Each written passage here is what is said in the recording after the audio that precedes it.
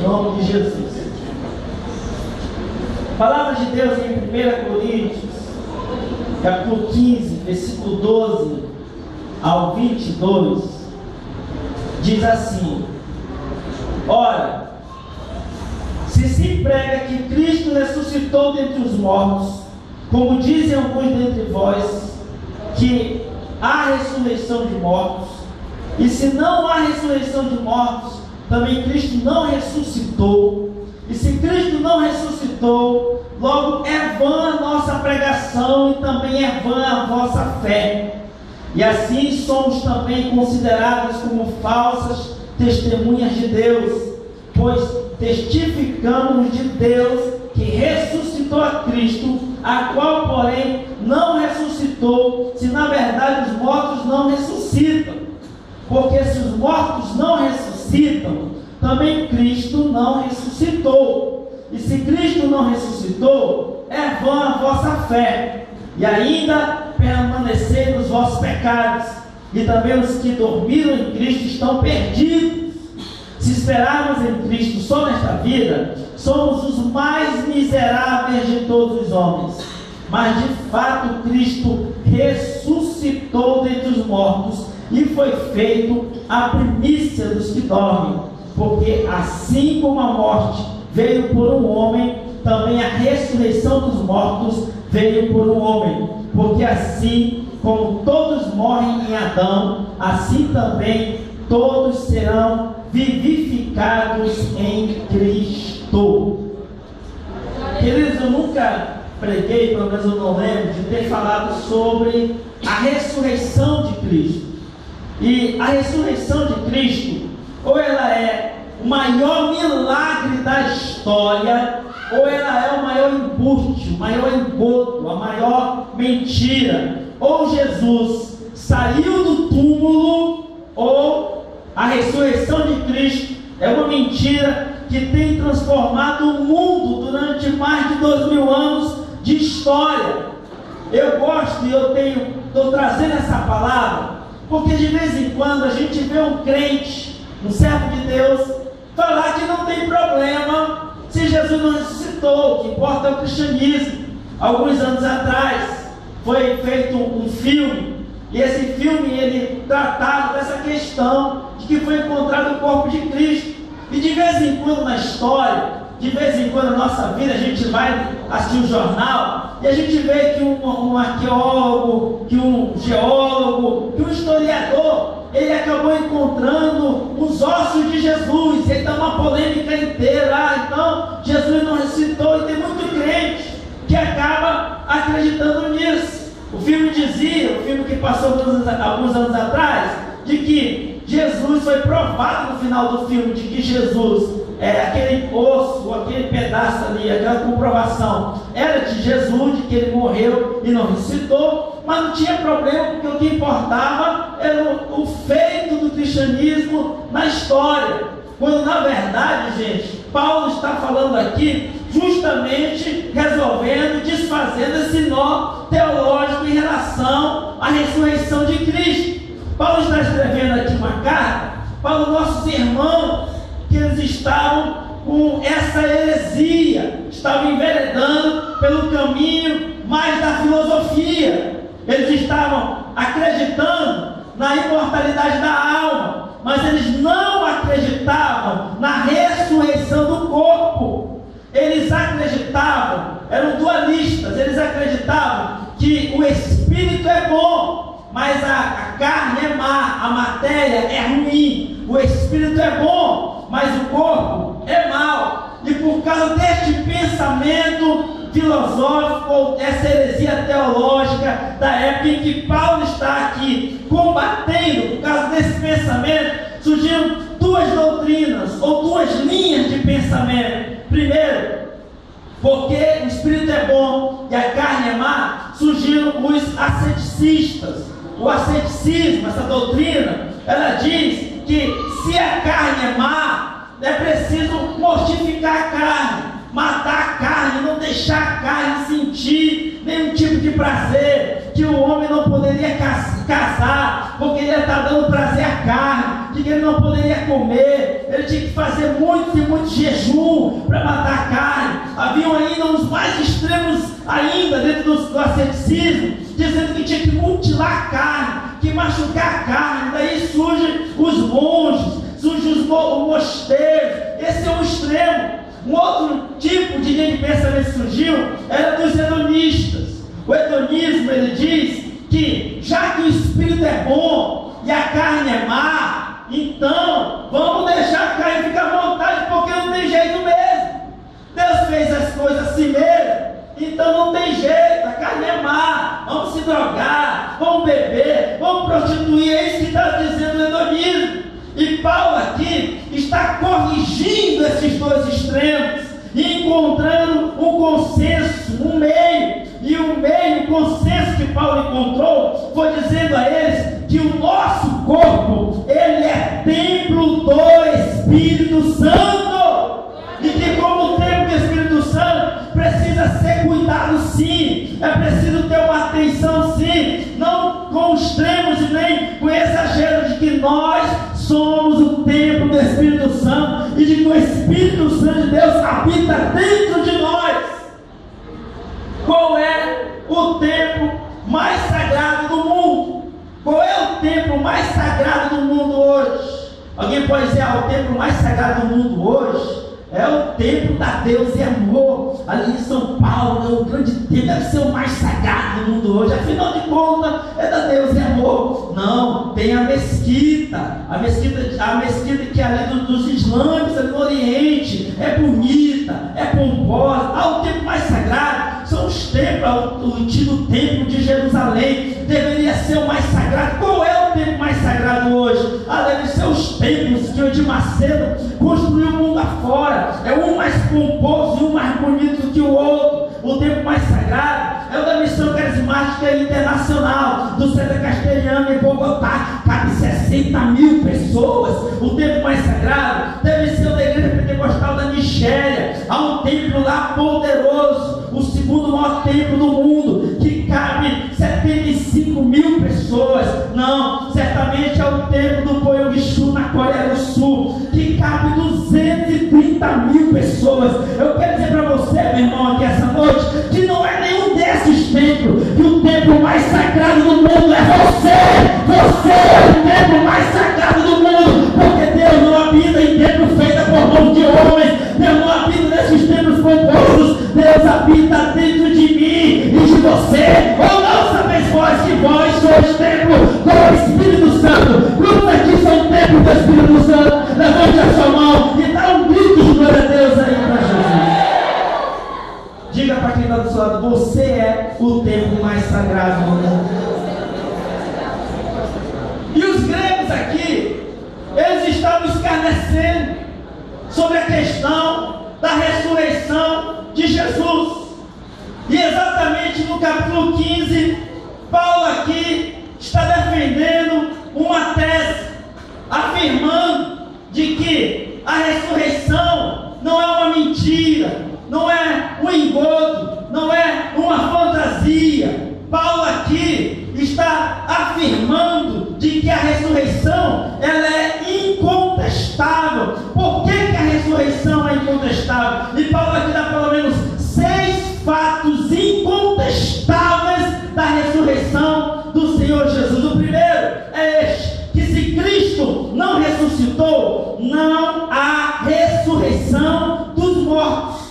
Versículo 13 ele está dizendo, e se não há ressurreição de mortos, também Cristo não ressuscitou.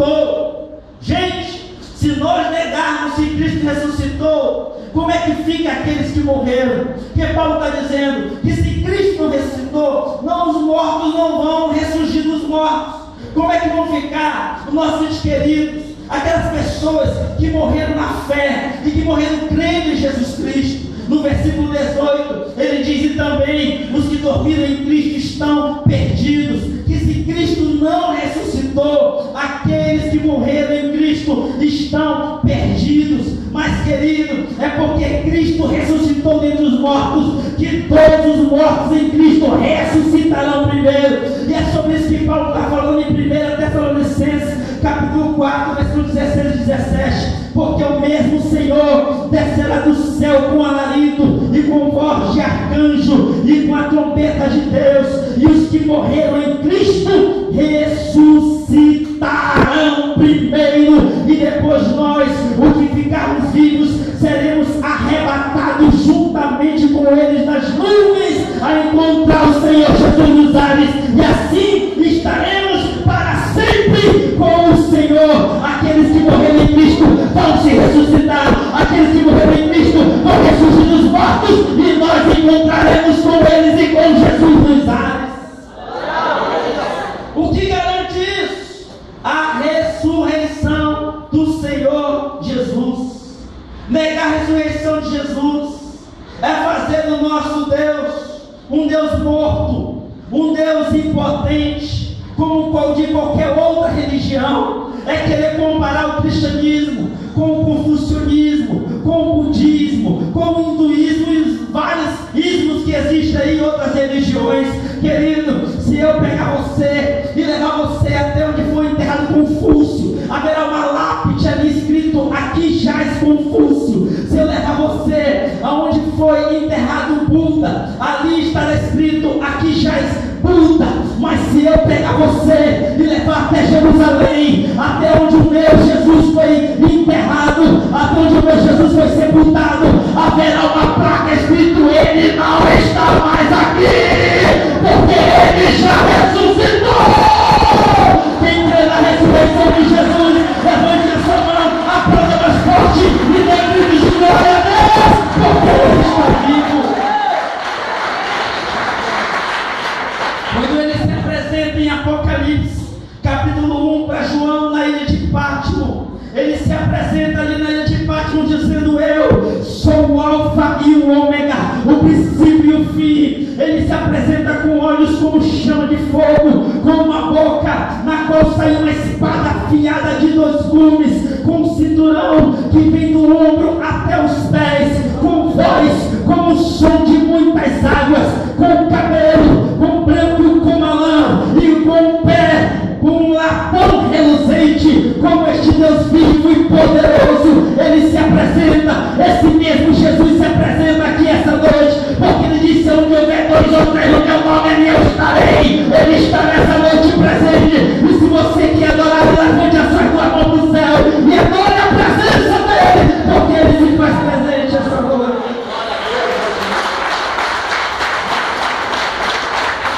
Ele ressuscitou dentre os mortos, ele está vivo, ele é poderoso, onipotente, onisciente, onipresente, ele é grande, ele que criou o universo, ele criou as estrelas. Uma estrela que ele criou é maior do que o planeta Terra.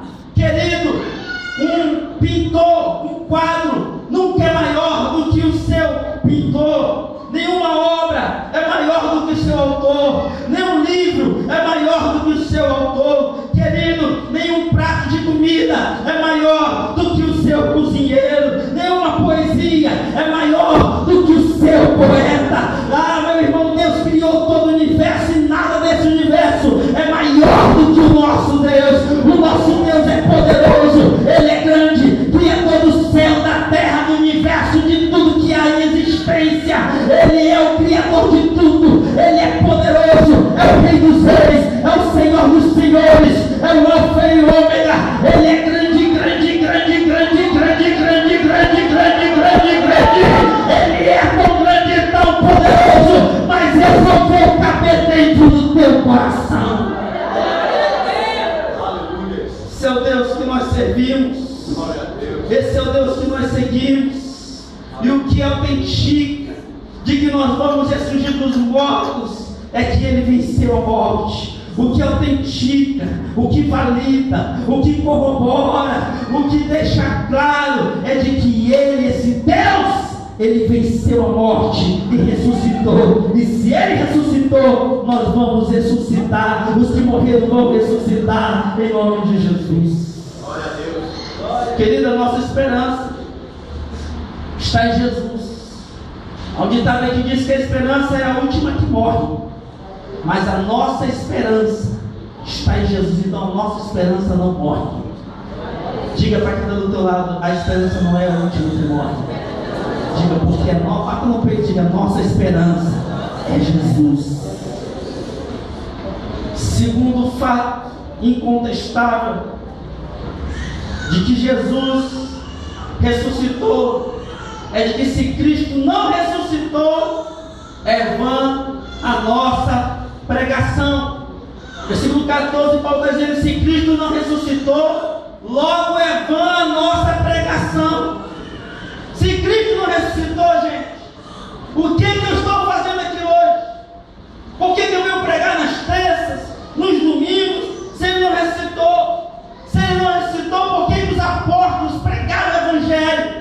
Claro que Ele ressuscitou. Senão, por que tantas pessoas morreram, sofreram, foram torturadas, foram jogadas em jaulas, foram lançadas nas arenas, foram comidas pelo leão, foram destruídas pelo fogo? Ele mesmo, Paulo disse que Ele se apresentou para mais de 500 pessoas, provando a sua ressurreição. Ele está vivo e Ele está aqui essa noite. Você está aqui ouvindo a palavra porque Ele ressuscitou. Você saiu de casa e chegou aqui porque Ele ressuscitou dentre os mortos. Por isso você está aqui. Agostinho disse que as melhores e as maiores notícias que o mundo pôde ouvir vieram de um túmulo vazio.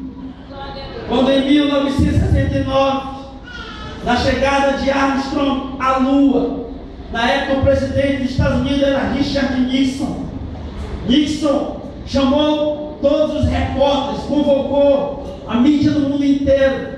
Havia presidentes e pessoas importantes do mundo inteiro. Ele também chamou o pastor Billy Graham para estar naquela reunião. E ele, pegando o microfone, ele disse: este é o dia mais importante da história. Billy Graham se levantou e disse: excuse me, Mr. President, I would like to talk anything to you. E de repente Nixon deu o microfone para Billy Graham. E Billy Graham disse: o dia mais importante da história não é este. O dia mais importante da história foi quando Jesus morreu na cruz do Calvário. Mais que isso, quando Ele ressuscitou ao terceiro dia. Ele está vivo, querido. Esse é o dia mais importante da história. Essa palavra é poder, porque Ele ressuscitou dos mortos. Você sente um arrepio, porque Ele se faz aqui presente. Quando a palavra profética é lançada, ela tem que materializar, ela tem que vir em existência por causa da ressurreição dele. Isso é o poder da ressurreição de Cristo, e Ele se faz presente para abençoar, para fazer um milagre, para que a palavra venha ser trazida existência na tua vida essa noite. Terceiro lugar, se Cristo não ressuscitou, é vã a nossa fé. Versículo 14 diz: e se Cristo não ressuscitou, logo é vã a nossa pregação, e também é vã a vossa fé. Thomas Watson, um homem de Deus, ele disse que a fé é a alma segura por uma âncora.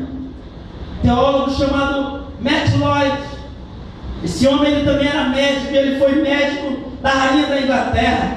Ele disse que a fé em Jesus ri da gargalhada das impossibilidades.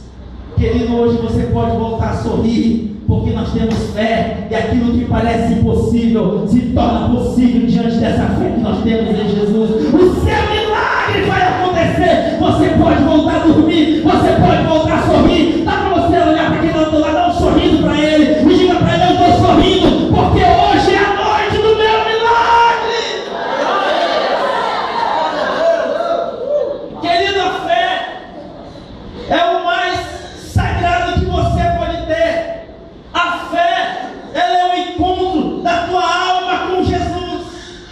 Não sei se você já ouviu falar do missionário Ronaldo Lidório. Esse homem era um homem poderoso.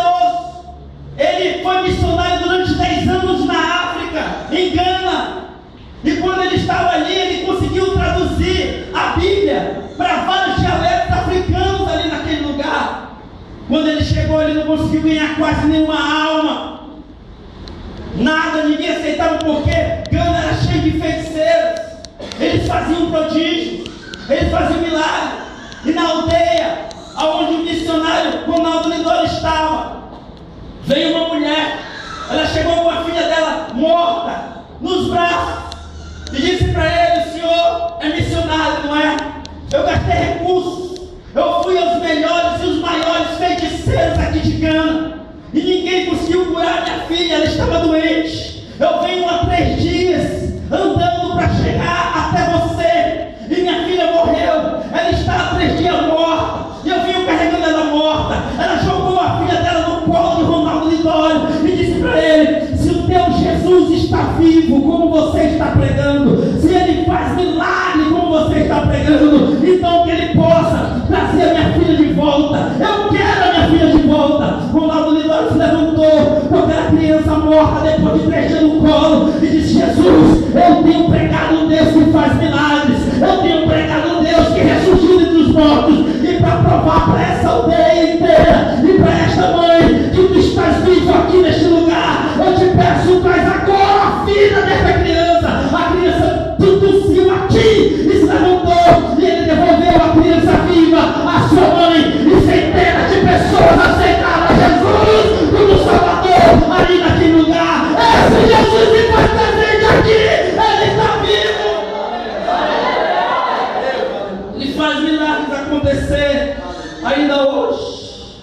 Ele ressuscitou. E se ele ressuscitou, você tem direito ao milagre em nome dele aqui essa noite. Se ele está vivo, você tem direito à vitória, à bênção, ao triunfo. Porque se ele ressuscitou, o milagre vai acontecer. Você vai ser aqui hoje abençoado, revestido pelo milagre e pela vitória de Deus. 4º lugar, se Cristo não ressuscitou, nós somos como falsos testemunhos. É o que Paulo está dizendo no versículo 15. E assim somos também considerados como falsas testemunhas de Deus, pois testificamos de Deus que ressuscitou a Cristo, a qual porém não ressuscitou, se na verdade os mortos não ressuscitam. Ele diz que nós somos considerados como falsas testemunhas. Atos capítulo 1, versículo 8 diz: mas recebereis poder, ao descer sobre vós o Espírito Santo, sereis minhas testemunhas. Que garante o meu e o teu testemunho, o que te valida, para que você possa contar o teu testemunho para o teu vizinho no púlpito, para quem estiver te ouvindo, é que Jesus, ele está vivo, ele ressuscitou dentre os mortos. É isso que valida, é isso que faz que o teu testemunho tenha peso e tenha valor. Policarpo, não sei se você sabe dele, ele era discípulo de João, que era discípulo de Jesus. Um dos de João, quando o procônsul foi prendê-lo, disse: olha, só tem um jeito de você escapar, se você disser que César é o Quírios, que César é o Senhor, aí você escapa. Se você não disser, você será lançado na fogueira. Policarpo disse: há 86 anos eu sirvo ao meu Jesus, e ele nunca me fez mal, ele só me fez o bem. Como vou negá-lo nesse momento? Disseram: mas você vai morrer queimado, vamos te amarrar no tronco, nós vamos te queimar. Ele disse: não tem problema, porque vocês me queimam aqui, mas eu logo subirei e me apresentarei na presença de Deus no céu. Mas e vocês, se não se renderem ao meu Senhor Jesus, ao meu Quírios Jesus, virá o fogo do juízo eterno para vocês que não se entregarem a Jesus. Testemunhos de homens que criam no Jesus vivo, que criam no Jesus que ressuscitou em corpo, e que um dia nós estaremos junto dele para sempre. País no tempo do comunismo, pegavam os cristãos, matavam, colocaram uns 5 cristãos cada soldado com uma arma cristiana apontada para a cabeça deles. E o capitão dizia: se você negar Jesus, você vai viver, você pode ir embora, pode virar a costa e ir embora. Se você não negar, você vai morrer aqui agora. Você nega Jesus. E os cristãos diziam: não. Soldado atira e deixa. Pá! Estão caíam morto no chão, mas abriu os olhos nos braços de Jesus. E o segundo você nega. Não. Atire, soldado. Pá! Cristão caía. Foi no terceiro, foi no quarto. Quando chegou no último, a perna dele estava bamba, ele estava suando, estava com medo, estava nervoso. O capitão disse: aí dá um jeito para você. Simplesmente diga que você não crê nesse Jesus que ressuscitou. Negue, você vai embora. O cristão abaixou a cabeça e disse: eu nego. Quando ele abaixou a cabeça e disse: eu nego, o soldado que estava com a arma apontada na cabeça dele abaixou a arma com lágrimas nos olhos e disse: não negue, não negue Jesus, continue, não negue. Capitão, soldado, sentindo o que está acontecendo? Ele disse: capitão, se ele negar, eu quero morrer no lugar dele, eu entrego-me a Jesus. Porque quando eu ia puxando o gatilho, pensando que ele ia negar, eu vi quando o céu se abriu e a mão de Jesus desceu com uma coroa para ser colocada sobre a cabeça dele. Eu quero essa coroa para mim, querido. Há uma coroa preparada para aquele que é testemunho do nosso Senhor e Salvador Jesus Cristo. É testemunho de Jesus. O melhor de Deus ainda vai acontecer porque Ele está vivo. Ainda vai ter muito a pedir de Deus. Você tem uma história na presença de Deus. Você vai ter muito testemunho para contar, muito milagre para contar, porque o meu Jesus está vivo. Martin Luther King disse: se você não consegue voar, corra. Se você não consegue correr, ande. Se você não consegue andar, se rasteje. Mas pelo amor de Deus, não pare. Continue testemunhando. Você vai ter muita história para contar. Em outro lugar, se Cristo não ressuscitou, não há perdão e libertação dos pecados. O 17 está dizendo isso. E se Cristo não ressuscitou, é vã a vossa fé, e ainda permanecei nos vossos pecados. Gente, Cristo ressuscitou. É porque Ele ressuscitou que o sangue de Jesus tem poder sobre a nossa vida. É porque Ele ressuscitou que a morte de Jesus foi vicária, foi substitutiva. É porque Ele ressuscitou que é cheio de ex dentro da igreja. Ex-bandido, ex-homossexual, ex-traficante, ex-drogado, ex-alcoólico, ex-ladrão. É cheio de ex, e esses montes de ex são a prova de que Jesus ressuscitou, perdoa o pecado, liberta o oprimido, pega você, toda nação do pecado, te dá um banho no chuveiro da graça, te batiza no Espírito Santo e no fogo, porque Ele está vivo. É a prova, é a autenticidade. O que autentica a ressurreição é que você é liberto, é transformado, restaurado, é nova criatura. Deus te libertou das trevas e te trouxe para a sua poderosa luz.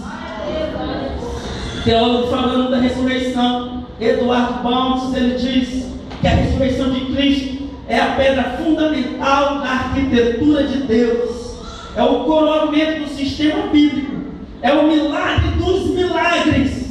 A ressurreição salva do escárnio, a crucificação, e imprime a cruz glória indizível. E não tem palavras, porque Ele liberta, porque Ele restaura, Ele perdoa. Não importa qual pecado que você fez, o maior dos pecados, o sangue dele é perdão, é propiciação, é cura, é libertação para a tua alma aqui essa noite. Em último lugar, se Cristo não ressuscitou, nós somos miseráveis. E faz de uma pessoa ter uma vida de miséria É quando há um Jesus morto dentro dele. Porque onde Jesus está, gente, não tem miséria. É isso que está falando no versículo 19. Se esperamos em Cristo só nesta vida, somos os mais miseráveis de todos os homens. Querido, Deus não quer que você vive miséria. Ele está vivo.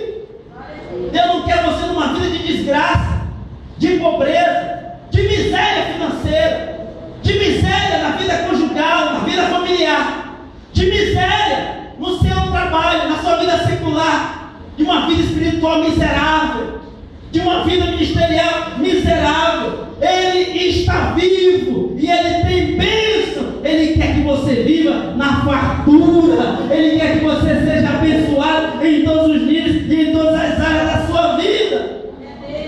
Se Adão trouxe a miséria, se Adão trouxe a morte, se Adão trouxe a dor, trouxe a derrota, Jesus trouxe o alívio, trouxe a prosperidade, trouxe a bênção, trouxe a vida, trouxe a vitória. Se Jesus que ressurgiu, e ele vai falando no versículo 20, 21, 22, mas de fato, ele conclui aqui a tese dele, mas de fato Cristo ressuscitou dentre os mortos, e foi feito as primícias dos que dormem. Ele está falando, é um fato isso, eu garanto, é verdade, é veracidade. Ele está vivo hoje, porque assim como a morte veio para o homem, também a ressurreição dos mortos veio para o homem, porque assim como todos morrem em Adão, assim também todos serão vivificados em Cristo. Morte da morte, a ressurreição de Cristo é a morte da morte, é o fim da morte, é o aniquilamento da morte. Aí um dia Deus deu a oportunidade para alguém ter uma visão com a morte, né? E ele saiu seguindo a morte. Um dia de trabalho da morte, André. E aí a morte entrou na casa de um homem poderoso. Quando ele entrou lá, ele disse, eu sou morte. O homem se desesperou, se descabelou, e ele disse, eu sou um homem muito poderoso, sou um político, tenho muita autoridade, tenho muito poder, te dou todo esse poder, morte, não me leve, todo o meu poder é teu, não me leve. A morte disse, eu sou morte, não preciso de poder. Levou aquele homem. Morte saiu continuando seu trabalho. Foi na casa de um homem muito rico, tinha muito recurso financeiro, muito dinheiro. Quando entrou, se apresentou e disse, eu sou morto, eu vim te buscar. O homem disse, você não me conhece, eu tenho muito dinheiro, eu tenho muitos bens, sou um homem muito rico, eu te dou toda a minha riqueza, eu te dou todo o meu dinheiro, mas não me leve, por favor, pelo amor de Deus, não me leve. A morte disse, eu sou morte, não preciso de dinheiro. E levou aquele homem. Chegou na casa de um homem muito famoso, renomado, muito status, muito conhecido. Disse, eu sou morte, eu vim te buscar. Ele disse, pelo amor de Deus, morte, você me conhece, eu sou conhecido, eu estou na televisão, eu sou famoso, não me leve. Eu te dou toda a minha fama, você vai ser renomado, eu te dou todo o meu renome, mas não me leve. Ela disse, eu sou morte, não preciso de fama, de renome, eu vim te buscar. E levou aquele homem. A morte entrou na casa humilde de um servo de Deus, de um crente que estava enfermo e doente. E quando ela foi se apresentando, ele estava cantando um hino que diz, ô morte, onde está, ô morte, a tua vitória? Jesus ressuscitou. A morte disse, eu não entendo. Eu vou na casa do homem rico, ele quer me dar dinheiro, ele se desespera. Eu vou na casa do homem famoso, ele quer me dar o renome dele. Eu vou na casa do homem poderoso, ele quer me dar todo o poder. Eu vim nessa casa humilde, você pergunta onde está a morte, a tua vitória. Eu disse, morte, para com o papo. Se você quiser me levar, me leve logo, porque eu não vejo a hora de me encontrar com o meu Jesus.